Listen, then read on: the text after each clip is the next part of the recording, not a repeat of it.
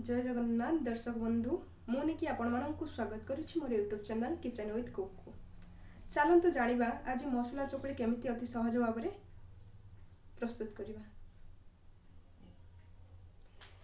एथिपाई मु 1 कप चाउल रे चूना नहीं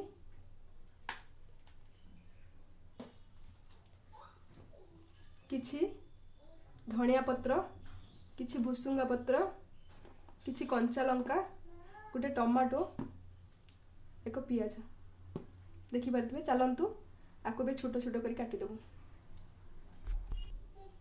देखंतु याको मैं छोट छोट करी काटी नै छु एबे देखि पारथबे।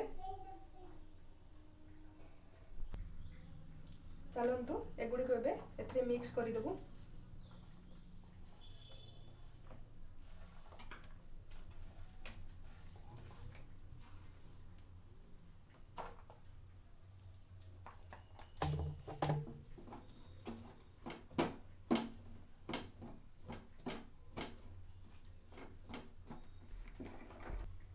चलतु एथरे किसी लुण ऐड करवा।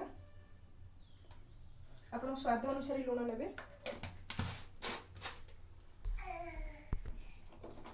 देखि पारथबे एथरे मैं भी मिक्स करूची। देखंतु एबे ये रेडी हे गला। एबे गैस टी मु लगे देछि। चलंतु एथरे किछि तेल पकेबो।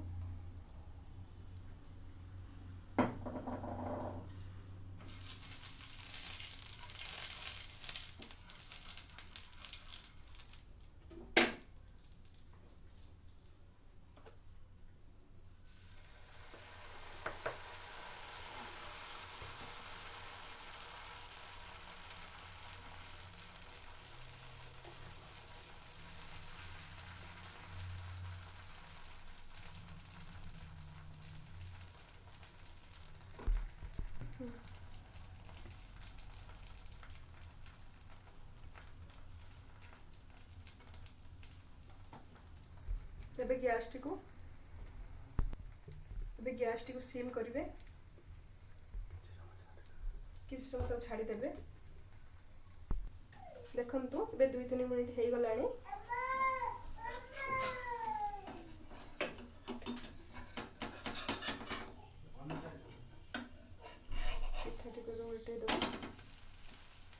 देखि पारथबे केते सुंदर भाव रे देखा जाउची। एबे गैस टी को फ्लेम को हाई कर देबो।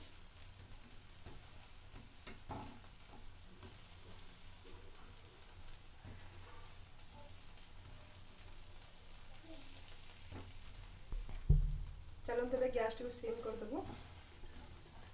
किसी समय को छाड़ी देबो।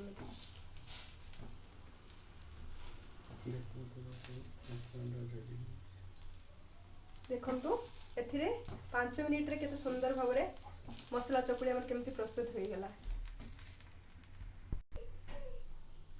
मसला चकुली देखि परथबे एबे रेडी हे गेलानी। चलंते एबे आको प्लेट रे काढी नबो।